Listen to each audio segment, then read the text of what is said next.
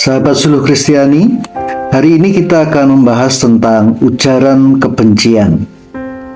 Presiden Joko Widodo mungkin adalah salah satu tokoh yang paling sering menjadi sasaran ujaran kebencian. Namun, kalau kita melihat di dalam Kitab Undang-Undang Hukum Pidana atau KUHP, di sana dikatakan bahwa ujaran kebencian itu dapat berupa penghinaan, pencemaran nama baik, penistaan, perbuatan tak menyenangkan, memprovokasi, menghasut, dan menyebarkan berita bohong. Ini berarti bahwa bukan hanya para tokoh-tokoh politik atau orang-orang terkenal yang bisa menjadi sasaran ujaran kebencian, karena kita pun sebagai orang-orang biasa bisa menjadi sasaran dari berbagai macam bentuk ujaran kebencian, baik itu melalui media sosial maupun di dalam kehidupan nyata, kehidupan sehari-hari. Nah, sebagai orang Kristen, bagaimana kita harus menanggapi jika ada orang atau mungkin kita yang menjadi sasaran ujaran kebencian? Sahabat Suluh Kristiani, sebagaimana perbuatan-perbuatan jahat lainnya, secara umum di dalam iman Kristiani kita diajak untuk memberikan pengampunan. Jikalau ada orang yang berbuat jahat kepada kita, Tuhan Yesus mengatakan di dalam Matius 6 ayat 14-15, karena jikalau kamu mengampuni kesalahan orang, Bapamu yang di surga akan mengampuni kamu juga. Tetapi jikalau kamu tidak mengampuni orang, Bapamu juga tidak akan mengampuni kesalahanmu. Sikap mengampuni atau memaafkan inilah yang akan memungkinkan kita untuk melepaskan beban kebencian yang mungkin timbul ketika kita menjadi sasaran ujaran kebencian. Selain pengampunan, ketika ada orang yang berbuat jahat kepada kita, Alkitab mengajarkan kepada kita, misalnya di dalam 1 Petrus 3 ayat 9 dituliskan, janganlah membalas kejahatan dengan kejahatan atau caci maki dengan caci maki, tetapi sebaliknya hendaklah kamu memberkati, karena untuk itulah kamu dipanggil, yaitu untuk memperoleh berkat. Sahabat Suluh Kristiani, mengampuni orang yang berbuat jahat kepada kita dan bahkan masih mau melakukan kebaikan kepada orang yang berbuat jahat tentu bukanlah hal yang mudah. Kedua hal itu menjadi tantangan bagi setiap orang Kristen, karena di dalam melakukan pengampunan dan melakukan kebaikan terhadap orang yang sudah berbuat jahat, maka di situ berarti kita diminta untuk merendahkan diri. Kita diminta untuk menekan ego kita. Kita diminta untuk menekan emosi kita. Karena kita umumnya mudah tergoda untuk membalas jikalau ada kesempatan.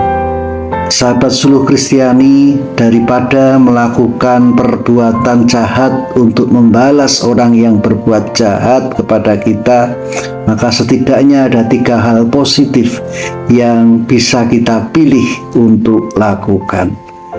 Yang pertama adalah berdoa. Di dalam berdoa kita akan menemukan ketenangan. Dengan berdoa kita sedang mencari kekuatan dari Tuhan.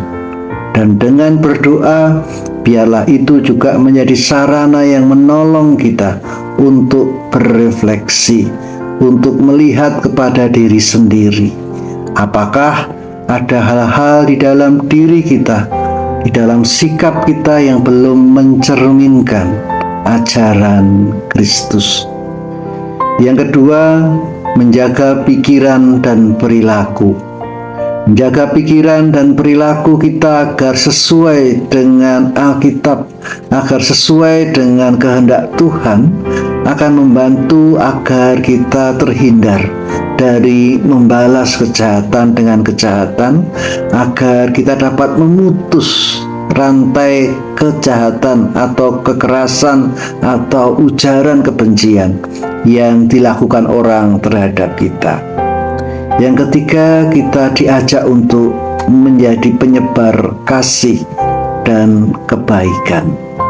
Alih-alih membalas kejahatan dengan kejahatan, orang Kristen dipanggil untuk dapat menyebarkan kasih dan kebaikan kepada siapapun, termasuk kepada orang yang telah berbuat jahat, termasuk kepada orang yang melakukan ujaran kebencian. Hal ini dapat dilakukan melalui tindakan nyata, seperti membantu sesama, tetap memberikan dukungan, dan mau untuk menjadi sahabat kepada siapapun. Dengan cara demikian, maka kita menjadi teladan kasih Kristus yang diberikan kepada orang baik dan kepada orang yang jahat. Sahabat Suluh Kristiani, menghadapi ujaran kebencian adalah tantangan yang tidak mudah bagi setiap orang Kristen. Dalam situasi di mana kita tetap diminta untuk menanggapi dengan baik, untuk mengampuni, untuk tidak membalas kejahatan dengan kejahatan, maka disitulah kita sebagai orang Kristen dipanggil untuk mencerminkan ajaran dan teladan Kristus, yaitu mengampuni, membalas kejahatan dengan kebaikan, dan bahkan kita diminta agar kita dapat berperan aktif, menyebarkan kebaikan, menciptakan lingkungan yang penuh damai.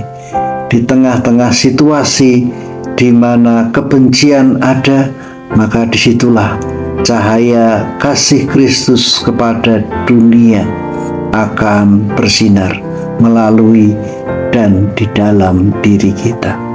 Kiranya Tuhan menolong kita semua. Mari kita berdoa. Bapa di dalam surga, tolonglah setiap kami supaya saat ada orang yang berbuat jahat kepada kami, saat ada orang yang menebarkan ujaran kebencian kepada kami, maka kami boleh menanggapi itu semua dengan baik. Kami justru jadikan kesempatan itu sebagai saat di mana kami bersaksi tentang kasih Kristus yang melampaui segala perbuatan jahat, yang mampukan kami menjadi saksi Tuhan, mampukan kami untuk menjadi penyebar kebaikan. Sebagaimana Tuhan telah mengasihi kami, Engkaulah yang akan menolong supaya kami juga dapat mengasihi orang lain. Di dalam nama dan kasih Kristus kami memohon dan berdoa. Amin. Sampai di sini Suluh Kristiani edisi hari ini. Salam sehat untuk kita semua. Tuhan memberkati.